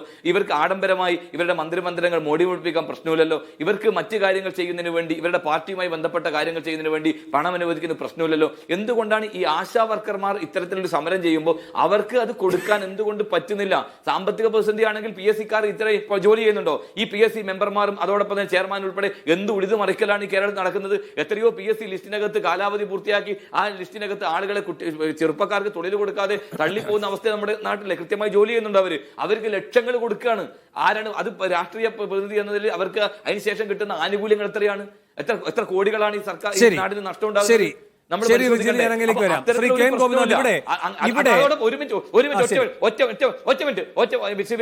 ഒരു പ്രധാനപ്പെട്ട ഒരു കാര്യം, അതോടൊപ്പം തന്നെ ആളുകൾ, ഞാൻ നേരത്തെ പറഞ്ഞ ആളുകളെ കൊന്ന കൊലയാളികളെ ശിക്ഷിച്ചു കഴിഞ്ഞാൽ അവരെ പിന്നെ ജയിലിൽ നിന്ന് മോചിപ്പിക്കുന്നതിന് വേണ്ടി, ശിക്ഷ ഇളവാക്കുന്നതിന് വേണ്ടി സുപ്രീം കോടതിയിൽ നിന്ന് വക്കീലന്മാരെ കൊണ്ടുവരുമ്പോൾ 25-50 കോടിയും കൊടുക്കുന്നുണ്ടല്ലോ. എവിടുന്ന? പാട്ട പിരിച്ചിട്ടല്ലോ, സർക്കാരിന്റെ പണല്ലേ, ഞാൻ നികുതി പണല്ലേ, അതിനൊക്കെ പണമുണ്ടല്ലോ. ശരി ശ്രീ KN ഗോപിനാഥ്, ശ്രീ KN ഗോപിനാഥ്, ഇപ്പോ ഏത് സമരവും അംഗീകൃത സംഘടനകൾ നടത്തണമെന്ന് പറയുന്നതിനകത്ത് എത്രമാത്രം രാഷ്ട്രീയമായ ശരിയുണ്ട്? കാരണം അതാണ് ശ്രീമതി ബിന്ദുവും ചോദിച്ചത്. അംഗബലം നോക്കിയിട്ടൊന്നുമല്ല. അതുകൊണ്ടാണ് ഈ അമരാവതിയൊക്കെ അവർ ചൂണ്ടിക്കാട്ടിയത്. അത് തന്നെ റിജിലും പറയുകയുണ്ടായി, പട്ടിണി സമരവും ഒക്കെ. ഇനി അതുകൂടാതെ ഈ പറയുന്ന ഇപ്പോൾ വയനാടിന് വേണ്ടിയിട്ട് സമരം നടക്കുന്നുണ്ടല്ലോ, ഇവിടെയും അവിടെയും ഒക്കെ പോയി സമരം നടക്കുന്നുണ്ടല്ലോ. അതൊരു അംഗീകൃത വിഭാഗം അല്ലെങ്കിൽ ഒരു അത്തരമൊരു ആവശ്യം എന്ന നിലയിലല്ലല്ലോ. ഇതൊക്കെ ജീവിതത്തെ ബാധിക്കുന്ന, ജനവിഭാഗങ്ങളെ ബാധിക്കുന്ന ജീവൽ പ്രശ്നങ്ങളാണ്. അതിന് അത്തരമൊരു വിശാല തലമുണ്ട്. അതാകണം അതിൻ്റെ രാഷ്ട്രീയവും. അങ്ങനെ അല്ലാതെ എല്ലാം അംഗീകൃത സംഘടനകളാകുക എന്ന് പറയുമ്പോൾ ഇത് മോദിയുടെ ഒരു ലൈൻ തന്നെയാണ്. അംഗീകൃത സംഘടനകൾക്ക് പോലും അദ്ദേഹത്തിന് ഇഷ്ടപ്പെടാത്ത ആവശ്യങ്ങളുമായി മുദ്രാവാക്യങ്ങൾ ഉന്നയിക്കുമ്പോൾ എന്താ പറയുന്നത്? കോൺഗ്രസ്സുകാരെ പോലും ഉൾപ്പെടെ പറയുന്നത് എന്താണ്? അർബൻ നക്സലൈറ്റുകൾ. അങ്ങനെ ഒരു അധിക്ഷേപമാണ് നടത്തുന്നത്. അത് തന്നെയാണ് നിങ്ങളുടെ ഈ അരാജകവാദ പ്രയോഗത്തിനകത്തും ഉള്ളത്. പിന്നെ ശ്രീ K സോമൻ ചൂണ്ടിക്കാട്ടിയ കാര്യത്തിലൂടെ അങ്ങയുടെ മറുപടി, കേന്ദ്രം നൽകിയ പണം വകമാറ്റിയോ അവിടെ ഏതെങ്കിലും ഒരു ഘട്ടത്തിൽ കേരളത്തിന്റെ പ്രത്യേക പദ്ധതി, ഇപ്പൊ 11 ലക്ഷത്തിന് അപ്പുറത്തേക്ക് കൂടി പറക്കാനുള്ള സഹായം കൂടെ, പറക്കാനുള്ള പ്രത്യേക അധിക സഹായം കൂടെ അനുവദിച്ചിരിക്കുകയാണല്ലോ അദ്ദേഹത്തിന്. അദ്ദേഹത്തെ ആണോ ശ്രീ സോമൻ ഉദ്ദേശിച്ചതെന്ന് എനിക്കറിയില്ല. എങ്കിലും അദ്ദേഹം ഉൾപ്പെടെ ഈ കാര്യങ്ങളിൽ എപ്പോഴെങ്കിലും അവിടെ ആരുടെയെങ്കിലും വാതിൽ മുട്ടിയിട്ടുണ്ടോ? അങ്ങനെ അടയ്ക്കപ്പെട്ടിട്ടുണ്ടോ ആ വാതിൽ? അദ്ദേഹത്തെ തന്നെയാണ്. ശരി, ശ്രീ KN ഗോപിനാഥ്, അദ്ദേഹം പേര് പറഞ്ഞില്ലെങ്കിലും അദ്ദേഹം കയറി പറഞ്ഞില്ലെങ്കിലും മുഖ്യമന്ത്രിയുടെ പ്രതിനിധിയായ ശ്രീ KV തോമസ് NHM-ന്റെ ഫണ്ട് കിട്ടാത്തതിൽ, അതേപോലെ തന്നെ തൊഴിലുറപ്പിൻ്റെ ഫണ്ട് അനുവദിക്കാത്തതിൽ, വെട്ടിക്കുറച്ചതിലൊക്കെ ഒരുപാട് നിരന്തരമായ ഇടപെടലുകൾ അദ്ദേഹത്തിനാകാവുന്ന വിധത്തിൽ ഗവൺമെൻറ്റിൻ്റെ ലൈസൻ വർക്ക് അദ്ദേഹം ചെയ്യുന്നുണ്ട്. അത് നിങ്ങളെ സോമനെ ബോധ്യപ്പെടുത്തിക്കൊണ്ടാവണമെന്നില്ല. പൊതുജനങ്ങൾക്ക് അത് ബോധ്യമാണ്, ഗവൺമെൻറ് ശമ്പളം കൊടുക്കുന്ന ഗവൺമെൻറ്റിന് അത് ബോധ്യമാണ്. എനിക്ക് അതേ പറയാനുള്ളൂ അതിനെ സംബന്ധിച്ച്. മറ്റൊരു കാര്യം, ഇവിടെ റെക്കഗ്നൈസ്ഡ് ട്രേഡ് യൂണിയൻ എന്ന് പറഞ്ഞത് ഞാനും ഇവിടെ ഇരിക്കുന്ന 4 അതിഥികളും ഇവരെ 4 അതിഥികളും വേണു ഞാൻ അടക്കമുള്ള 4 അതിഥികളും ഈ വയനാട് സമരം നടക്കുന്നത് ഒരു വലിയ ജനകീയ മൂവ്മെന്റ് എന്നുള്ള നിലയില്ല. കേരളത്തിൽ അങ്ങനെ നടക്കുന്നുണ്ട്. ഇന്നിപ്പോൾ രാജ്ഭവന്റെ മുന്നിലും എല്ലാ ജില്ലാ കേന്ദ്രങ്ങളിലും നടന്നത് അങ്ങനെ ഒരു ജനകീയ മൂവ്മെന്റ്. അവിടെ വേറെ ഇൻഡസ്ട്രിയൽ ഡിസിപ്ലിൻ ഒന്നുമില്ല, ഒരു ട്രേഡ് യൂണിയൻ ഡിസിപ്ലിൻ ഇല്ല. എന്നാൽ തൊഴിലാളി രംഗത്ത് തൊഴിൽ നിയമം രാജ്യത്തുണ്ട്. സ്റ്റേറ്റ് ഗവൺമെന്റിന്റെയും സെൻട്രൽ ഗവൺമെന്റിന്റെയും നിയമം അനുസരിച്ച് ലേബർ കോഡ് പുതുതായി വരുന്നതിലടക്കം ഈ നിയമങ്ങളൊക്കെ കൃത്യമായിട്ട് പ്രതിപാദിച്ച് പറയുന്നുണ്ട്. ട്രേഡ് യൂണിയൻ അംഗത്വം കൊടുക്കുന്നതനുസരിച്ച് കേന്ദ്ര ഗവൺമെന്റ് ലേബർ സ്റ്റാൻഡിംഗ് കമ്മിറ്റിക്കകത്ത് പല തൊഴിലാളികളെ ബാധിക്കുന്ന കമ്മിറ്റിക്കകത്ത് റെപ്രസെന്റേഷൻ കൊടുക്കുന്നുണ്ട്. ഞങ്ങൾ ഓൾ ഇന്ത്യ ലെവലിൽ 4ാം സ്ഥാനത്താണ്, BMS ആണ് 1ാം സ്ഥാനത്ത്. ഇതൊക്കെ ചെറിയ ചില റൂൾസ് അനുസരിച്ച് ഉണ്ടാക്കിക്കൊണ്ടിരിക്കുന്ന. കേരളത്തിൽ ഞങ്ങൾ 1ാം സ്ഥാനത്താണ്, കേരളത്തിൽ AITUC 4ാം സ്ഥാനത്താണ്. ഇങ്ങനെ പല രൂപത്തിലും അങ്ങോട്ടും ഇങ്ങോട്ടും ഒക്കെ ഇത് വരുന്നുണ്ട്. അത് വരുന്നതൊക്കെ ഈ ട്രേഡ് യൂണിയൻ ഡിസിപ്ലിൻ ഉള്ളൊരു സ്ഥലത്ത്, ഞാൻ പറഞ്ഞത് നേരത്തെ ആശാവർക്കർമാർക്ക് 7000 എന്നുള്ളത് 7500, 8000, 10000 ആക്കി കൊടുക്കാൻ പാടില്ല എന്നല്ല ഞാൻ പറഞ്ഞത്. അങ്ങനെ ദുഷ്ടലാക്കൊന്നും എൻ്റെ വായിൽ നിന്ന് നിങ്ങൾ പ്രതീക്ഷിക്കേണ്ട. CITU-നും എളമരം കരീമിനും അങ്ങനെ ഒരു അഭിപ്രായമില്ല. കൊടുക്കാൻ ഗവൺമെന്റ് കപ്പാസിറ്റി ഉണ്ടെങ്കിൽ കൊടുക്കട്ടെ. പക്ഷേ കേന്ദ്ര ഗവൺമെന്റ് ചെയ്യേണ്ട കാര്യം ചെയ്തില്ല എന്ന് പറയാതെ സമരത്തെ ഇടതുപക്ഷ ജനാധിപത്യ മുന്നണി ഗവൺമെന്റിന്റെ രാജിയിലേക്ക് എത്തുന്ന വിധത്തിലേക്ക് എല്ലാ വഴിയെ പോകുന്നവരെല്ലാം പിന്തുണ നൽകി അതിന്റെ രാഷ്ട്രീയ അജണ്ട നടപ്പാക്കുന്നതിന് വേണ്ടി വരുന്നതിനെയാണ് ഞങ്ങൾ അരാജകം എന്ന് പറഞ്ഞത്. അല്ലാതെ ഈ സമരം സാമ്പത്തിക ആവശ്യം നേടിയെടുക്കാൻ വേണ്ടി മാത്രമല്ല എന്നുള്ളത് ആ മുദ്രാവാക്യം വിളിയിലും ഈ പിന്തുണയിലും ഒക്കെ കാണുന്നുണ്ട്. അത് മിക്കവാറും അടുത്ത പഞ്ചായത്ത് തെരഞ്ഞെടുപ്പ് വരെ ഇങ്ങനെ നീട്ടിക്കൊണ്ടുപോകും. മരിച്ചാലും ഞങ്ങൾ ഇവിടെ നിന്ന് മാറില്ല എന്നൊക്കെ പറയുന്നത് മുദ്രാവാക്യമൊക്കെ നമ്മൾ വിളിക്കാറുണ്ടെങ്കിലും സ്വാഭാവികമായിട്ട് അങ്ങനെ ഒരു പ്രത്യേക അജണ്ടയുണ്ടോ, ഫോക്കസ് ജനങ്ങൾക്ക് ആർക്കെങ്കിലും സംശയം തോന്നിയാൽ അതിൽ എന്നെ കുറ്റപ്പെടുത്താൻ കഴിയില്ല. അതാണ് ഞാൻ പറഞ്ഞത്. മറ്റൊന്ന്, ഞാൻ നേരത്തെ അവസരം കുറവായിരുന്നല്ലോ താരതമ്യേന. ഒറ്റ സെക്കൻഡ് സാർ, ശ്രീ സോമൻ വേഗം. ഓക്കെ ശ്രീ ബഹുമാനനായ ശ്രീ ഗോപിനാഥനോട് എന്റെ വിനയത്തോടുള്ള ചോദ്യം, കേന്ദ്ര സർക്കാർ എന്ന് പറയുമ്പോൾ കേന്ദ്ര സർക്കാരാണോ ഈ ആശാ പ്രവർത്തകന്മാരെ കൊണ്ട് പണിയെടുപ്പിക്കുന്നത്, സർവേ നടത്തുന്നത്, വിവരങ്ങൾ ശേഖരിക്കുന്നത്, കാര്യങ്ങൾ അറിയിക്കുന്നത് കേന്ദ്ര സർക്കാരാണോ അതോ സംസ്ഥാന ആരോഗ്യ വകുപ്പാണോ? അതങ്ങൊന്ന് തുറന്നു പറയൂ. ജോലി ചെയ്യിപ്പിക്കുന്നത്, ഇംപ്ലിമെന്റ് ചെയ്യുന്നത് സ്റ്റേറ്റ് ഗവൺമെന്റും ആരോഗ്യ വകുപ്പും national health mission, directorate of health സർവീസാണ്. അതിൽ തർക്കമില്ല. കേരള ഗവൺമെന്റ് 10 നിബന്ധനകൾ വച്ചുകൊണ്ട് ഓണറിയം വാങ്ങുന്നതിന് ഈ 7000 രൂപ, ഈ ചെറിയ ഓണറിയം തന്നെ കിട്ടുന്നതിന് 10 നിബന്ധനകൾ വച്ചപ്പോൾ ഈ ഇവരുന്നയിച്ച പോലെ തന്നെ ഞങ്ങളും ഡിമാൻഡ് ഉന്നയിച്ചു. ആ ഡിമാൻഡിൽ കഴിഞ്ഞ പ്രാവശ്യം ഉണ്ടായിട്ടുള്ള തീർപ്പ് 5 ഡിമാൻഡുകൾ എന്നുള്ള നിലയിൽ മന്ത്രി ചോദിച്ചത് ഇങ്ങനെയാണ്: ഒരു പ്രൊഡക്ടിവിറ്റി ഇല്ലാതെ പണി ചെയ്യുന്നവർക്കും പണി ചെയ്യാത്തവർക്കും ഒക്കെ ഒരേപോലെ കാശ് കൊടുക്കാൻ പറ്റുമോ? അതുകൊണ്ട് ഉദ്യോഗസ്ഥന്മാർ കൊണ്ടുവന്ന അളവുകോലാണ്. ഞങ്ങൾ പറഞ്ഞു അത് അംഗീകരിക്കാൻ കഴിയില്ല, 7000 രൂപയ്ക്ക് അങ്ങനെ ഒരു മാനദണ്ഡം നിശ്ചയിക്കാൻ കഴിയില്ല എന്ന് പറഞ്ഞു. അന്നത് 5 എണ്ണമായിട്ട് ചുരുക്കി ഗവൺമെന്റ്. പക്ഷെ പിന്നീട് സമരശക്തിയായപ്പോൾ അത് പൂർണ്ണമായിട്ട് ഒഴിവാക്കി. അതേപോലെ ശൈലി സർവേ നടത്തുമ്പോൾ, ആ വീടുകളിൽ പോയി സർവേ നടത്തുമ്പോൾ ആരെയാണോ സർവേ നടത്തേണ്ടത് അവരുടെ മൊബൈലിലെ OTP കൂടി ഈ കുട്ടികളെ കണ്ടുപിടിക്കണം എന്നുള്ള നിലയിൽ വന്നു കഴിഞ്ഞപ്പോൾ അത് ബുദ്ധിമുട്ടാണ്. അവർക്ക് അതിനുള്ള ആനുകൂല്യം കിട്ടില്ല, ആ ജോലി ചെയ്യാൻ തടസ്സമാവും. അതുകൊണ്ട് ആ OTP അവസാനിപ്പിക്കണം എന്ന് ആവശ്യപ്പെട്ടു, അത് ചെയ്തു. സാമ്പത്തികമായി ഓണറിയം വർദ്ധിപ്പിക്കണം എന്നുള്ള ഞങ്ങളുടെ ആവശ്യത്തിൽ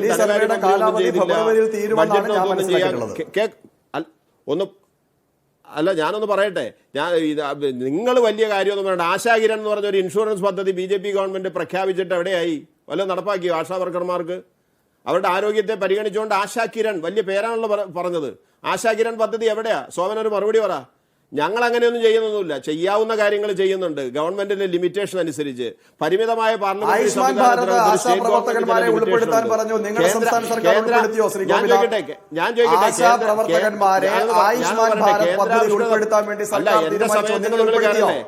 എന്റെ സമയത്തിന് നിങ്ങൾ കയറില്ലേ? ഇല്ലല്ല, കേന്ദ്രാവിഷ്കൃത പദ്ധതി അനുസരിച്ച് 60% കണ്ട് കേന്ദ്രത്തിന്റെ 40% ഫണ്ടും ഫ്ലെക്സിബിൾ ട്രാൻസ്ഫർ ആയിരുന്നു നേരത്തെ ഉണ്ടായിരുന്നത്. ഇപ്പൊ അങ്ങനെ അല്ലല്ലോ. ഇപ്പൊ സോഷ്യൽ ഓഡിറ്റ് നടത്തിയിട്ട് മസ്റ്ററിങ്ങും കളറിങ്ങും ഒക്കെ നടത്തിയിട്ട് 40% ചെലവാക്കി ഓഡിറ്റ് കൊടുത്താലേ 60% തരുള്ളൂ എന്നുള്ള നിലയിൽ സിംഗിൾ നോഡൽ അക്കൗണ്ടിംഗ് ട്രാൻസ്ഫർ ആണ് ഇപ്പൊ കേന്ദ്ര ഗവൺമെന്റ് നടത്തുന്നത്. അത് ഇന്ത്യയിലോ UP-ക്കോ ഗുജറാത്തിനോ ഇല്ല. കേരളത്തിനെ ചുണ്ണാമ്പ് ഇട്ടുകൊണ്ട് ഇങ്ങനെ ചെയ്യുന്നത്. അങ്ങനെയൊക്കെ ഉള്ളൊരു പ്രശ്നമുണ്ട്. നികുതി വിഹിതത്തിന്റെ 4% കിട്ടിയെടുത്ത് 1.9 കേരളത്തിന് കിട്ടുന്നുള്ളൂ. ശരി, അതൊക്കെ നമ്മൾ ഒരുപാട് ചർച്ച ചെയ്യേണ്ടപ്പെടുകയാണെങ്കിൽ ശ്രീമതി ബിന്ദുവിലേക്ക് ഒന്ന് പോകണം. ശരി, ശ്രീ ഗോപിനാഥ്, ശ്രീമതി ബിന്ദു അവസാനമായി ഈ ചർച്ച അവസാനിപ്പിക്കേണ്ട സമയമാവുകയാണ്. ശ്രീമതി ബിന്ദു, സർക്കാരിന്റെ ഈ സർക്കുലർ ഭയപ്പെടുത്തൽ നടപടി ഇപ്പോൾ വന്നിരിക്കുകയാണ്. അതുപോലെ തന്നെ ഈ ആരോഗ്യവകുപ്പിന്റെ ചില കണക്കെടുപ്പുകൾ നടക്കുന്നത് അടക്കമുള്ള കാര്യങ്ങൾ കഴിഞ്ഞ ദിവസങ്ങളിൽ വന്നു. എന്താണ് സമരത്തിന്റെ തുടർ നീക്കം? സമരം സമരവുമായി അവിടെ എത്തിയപ്പോൾ ഞങ്ങൾ പറഞ്ഞൊരു കാര്യമുണ്ട്. ഏറ്റവും സർക്കാരിന് വളരെ സാമ്പത്തിക ബുദ്ധിമുട്ടുണ്ടാക്കാനോ പ്രയാസങ്ങൾ ഉണ്ടാക്കാനോ കഴിയാത്ത തരത്തിൽ ഏറ്റവും ബേസിക് ആയിട്ടുള്ള കാര്യങ്ങളാണ് ഞങ്ങൾ ആവശ്യപ്പെട്ടത്. അത് ചെയ്യാവുന്നതേ ഉള്ളൂ. അത് നേടിയെടുക്കാതെ ഞങ്ങൾ പോകില്ല എന്ന് ഞങ്ങൾ പറഞ്ഞിട്ടുണ്ട്. അതിനെ തുടർന്നുണ്ടായ സംഭവവികാസങ്ങൾ നമ്മൾ കഴിഞ്ഞ ഒരാഴ്ചയായിട്ട് ചർച്ച ചെയ്തുകൊണ്ടിരിക്കുകയാണ്. ഏറ്റവും ഒടുവിൽ ഇന്ന് ഒരു സർക്കുലർ വന്നിരിക്കുകയാണ് NHM ഡയറക്ടറേറ്റിൽ നിന്ന്. നാളെ മുതൽ ആശാവർക്കർമാർ ജോലിക്ക് കയറണം, അതല്ലെങ്കിൽ അവർ മറ്റാളുകളെ വെച്ച് ചെയ്യിക്കും എന്നൊക്കെ പറഞ്ഞിട്ടാണ് വന്നിരിക്കുന്നത്. എന്തായാലും ഞങ്ങൾ NHM ഡയറക്ടറേറ്റിലും ഈ ആരോഗ്യമന്ത്രിക്കും ധനകാര്യമന്ത്രിക്കും ലേബർ കമ്മീഷണർക്കും അടക്കം കത്ത് അല്ലെ പണിമുടക്ക് നോട്ടീസ് കൊടുത്തുകൊണ്ടാണ് ഈ പണിമുടക്കിലേക്ക് പോയത്. ആ വിഷയം ഒന്ന് വിളിച്ച് ചർച്ച ചെയ്ത് അതിനൊരു സൊല്യൂഷൻ ഉണ്ടാക്കാതെ ഇത്തരത്തിൽ ഒരു നടപടിയുമായിട്ട് വരുന്നത് തീർച്ചയായിട്ടും സമരത്തിൽ പങ്കെടുക്കുന്ന ആളുകളെ ഭയപ്പെടുത്തി അതിൽ നിന്ന് വേണ്ടിയിട്ടാണ്. എന്തായാലും അവിടെ വന്നിരിക്കുന്ന ഒരാശമാരും ഭയപ്പെട്ടു പോകില്ല. ഈ ഡിമാൻഡ് നേടിയെടുക്കുക എന്നുള്ള ലക്ഷ്യം മുൻനിർത്തി തന്നെയാണ് നമ്മൾ നിൽക്കുന്നത്. ഇവിടെ സഖാവ് KN ഗോപിനാഥ് പറഞ്ഞതുപോലെ ഒരു സർക്കാരിനെ അട്ടിമറിപ്പിക്കാനോ രാജിവെപ്പിക്കാനോ ഒന്നുമല്ല.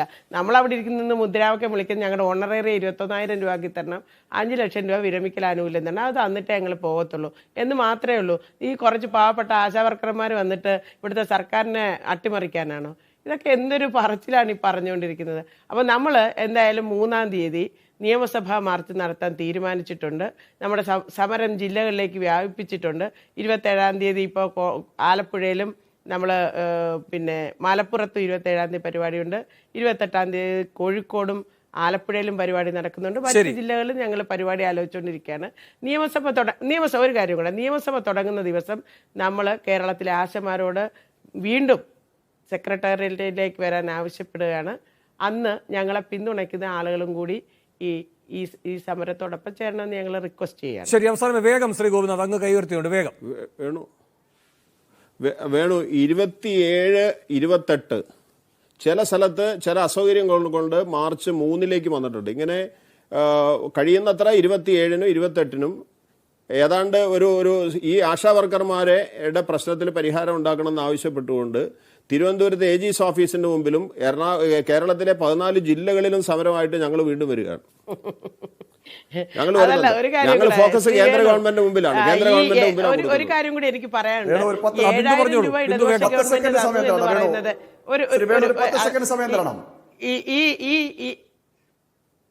ഈ 7,000 രൂപ വരെ വന്നത് പിണറായി വിജയൻ സഖാവ് ഞങ്ങൾക്ക് അല്ലെ ആ ഗവൺമെന്റ് എന്തെങ്കിൽ ആശാ വർക്കർമാർക്ക് 7,000 രൂപ കൊടുത്തേക്കാന്ന് വിചാരിച്ചല്ല, മറിച്ച് അതിശക്തമായ സമരം നടത്തിയിട്ടാണ് ഈ വർഷങ്ങൾ ഇത്രയും നിരന്തരമായ സമരം നടത്തി ഓണറേറിയം നടത്തിയ സമരത്തിലൂടെ സംഘടന അടക്കം നടത്തിയിട്ടുണ്ട്. സന്തോഷമുള്ള കാര്യമാണ്. സമരങ്ങളിലൂടെ നേടിയെടുക്കാൻ പറ്റുള്ളൂ. സമരം വേണം. ശ്രീ വേണു, ഇന്ന് കേരളത്തിൽ നടന്ന സമരാഭാസം കേരളത്തിന്റെ ബഹുമാനപ്പെട്ട ഹൈക്കോടതി പറഞ്ഞതാണ്. വയനാടുമായി ബന്ധപ്പെട്ട് നിങ്ങളുടെ കയ്യിലുള്ള പണം ചെലവാക്കിയതിനു ശേഷം കോടതിയെ സമീപിക്കൂ എന്ന് പറഞ്ഞ ഹൈക്കോടതിയുടെ നിർദ്ദേശത്തെ പോലും ലംഘിച്ചുകൊണ്ട് നടത്തിയിട്ടുള്ള സമരാഭാസമാണ് കേരളത്തിൽ. ശരി, അത് മറ്റു വിഷയമാണ്. ഞാൻ ഇടപെടുകയാണ്. എന്തായാലും വിവാദ സർക്കുലർ സമരത്തിന്റെ വീര്യം കൂട്ടുക തന്നെയാണ് എന്നതാണ് ആശാപ്രവർത്തകരുടെ മറുപടിയിൽ നിന്ന് വ്യക്തമാകുന്നത്. എന്തായാലും സമരം കടുപ്പിക്കുന്നു. അത് സെക്രട്ടേറിയറ്റിൽ നിന്ന് ഇനി നിയമസഭയ്ക്ക് മുന്നിലേക്ക്. വളരെയധികം നന്ദി ഈ ചർച്ചയിൽ പങ്കെടുത്ത എല്ലാവർക്കും.